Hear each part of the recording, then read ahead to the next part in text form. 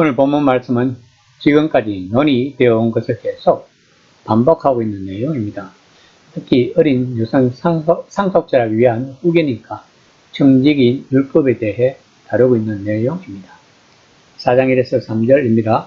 내가 또 말하노니 율법을 이을 자가 모든 것의 주인이나 어렸을 때 종과 다름이 없어서 그 아버지가 정한 때까지 후견인과 청지기 아래에 있나니 이와 같이 우리도 어렸을 때에 이 세상의 초동 학문 아래에 있어서 종 노릇하였더니 바울은 성숙한 나이에 이르지 않은 상속자가 어떤 처지인지를 말하고자 하는 것입니다.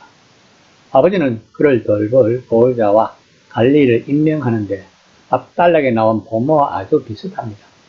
당시 로마의 법에 의하면 25세까지가 미성년자였다고 합니다. 그러나 유대인은 12세, 헬라는 18세라고 합니다.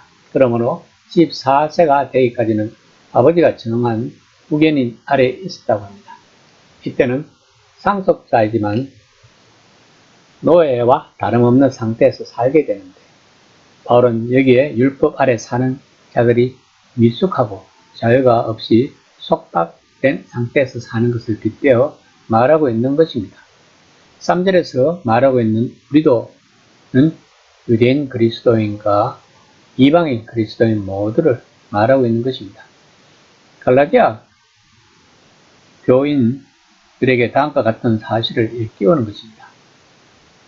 즉 우상 숭배에서 떠나 기독 신앙에 이르는 그들의 순례의 길은 율법 아래의 어린아이 상태에서 기독 신앙에 이르는 유대인의 순례 길과 하나하나가 서로 짝이 맞는다는 것입니다. 물론 차이점도 있습니다.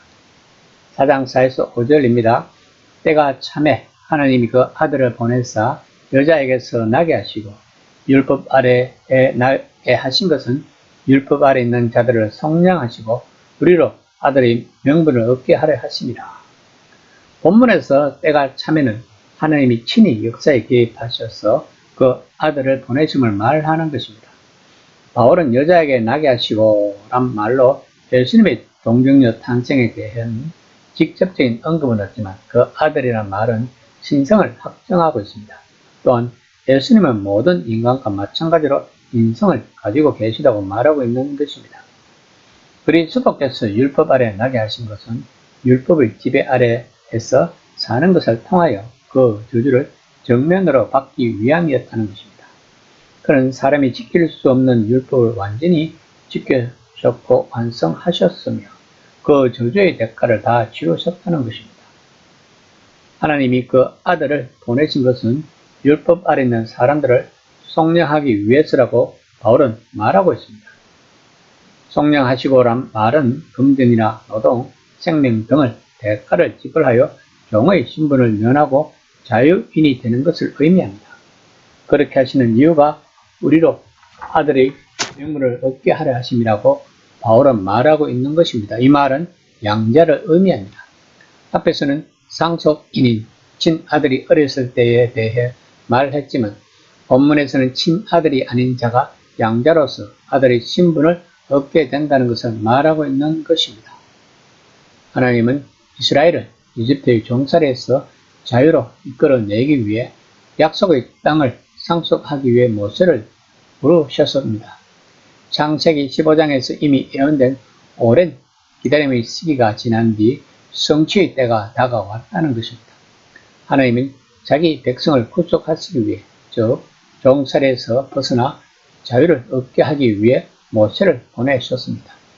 모세가 바로에게 말했듯이 이것은 이스라엘이 나의 아들, 나의 장자임을 입증하는 것이었습니다. 자유는 어린 양의 희생과 이집트 장자의 죽음이 따른 유월절을 통해 확보되었던 것입니다. 백성들은 이집트를 떠나 유월절 이후 40일 뒤에 시내산에 도착했습니다. 그들은 광야를 거쳐 유업의 땅으로 가는 안내대로 율법을 받았던 것입니다. 그런데 이스라엘은 아직도 종살이를 하고 있다는 것입니다. 하지만 이제 종의 감독관은 이집트가 아니라 바로 율법이라고 바울은 말하고 있는 것입니다. 바울은 지금 유대의 율법 자체가 또 하나의 수호천사가 되어 이스라엘을 보살피고 이스라엘을 다른 나라로부터 분리하고 있다고 주장하고 있는 것입니다. 즉 이제는 율법 자체가 자유와 통합이라는 하나님의 오랜 수고의 성취와 전 세계적인 한 가족의 탄생을 가로막고 있다는 것입니다. 그런데 그 뒤에 새로운 유월절이 온다는 것입니다. 4장 6에서 7절입니다. 너희가 아들이므로 하나님이 그 아들의 영을 우리 마음 가운데 보내사 아빠 아버지라고 부르게 하셨느니라. 그러므로 내가 이후로는 종이 아니요 아들이니 아들이면 하나님으로 말미암아 유업을 받을 자니라. 아들의 영은 하나님의 영 또는 그리스도의 영으로서 성령을 가리킵니다. 왜냐하면 성령은 아버지와 아들로부터 나왔기 때문입니다. 그리스도인의 마음속에 있는 아들의 영은 곧 성령은 그리스도인의 아들의 신분을 얻어 하나님의 아들이 된 사실을 증명한다는 것입니다. 하나님께서 이 아들의 영을 우리 마음속에 보내시는 것을 예수님을 주님으로 고백하는 세례 때입니다. 아들의 영, 곧 성령은 우리 가운데 머물러 계시면서 계속 아빠 아버지라고 부르게 하신다는 것입니다.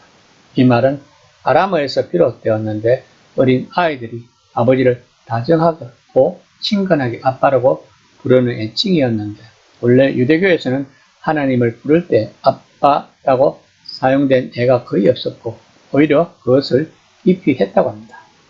바울은 그리스도를 믿는 성도의 변화된 신분에 대해 언급합니다. 더 이상 종이 아니라 하나님의 유업을 받을 아들이라고 선언하고 있는 것입니다. 하나님은 모세가 아니라 친아들 메시아 예수를 보내셨어 종들이 그분의 죽음을 통해 자유를 얻고 참 자녀가 되게 하셨습니다. 그뿐 아니라 자신의 영, 자기 아들의 영을 주셔서 자기 백성을 법적 지위에서는 물론이고 내적 존재 면에서도 참 자녀로 변화시켰던 것입니다. 영이 역사하실 때 그들의 마음에서 터져나오는 기도가 바로 하나님을 친숙한 아람어 이름 아빠라고 부르는 예수님의 기도라는 것이 그 증거라는 것입니다. 이 시간 나는 과연 아빠 아버지라고 부르면서 기도를 하고 있는지 한번 생각해보는 시간이 되었으면 합니다.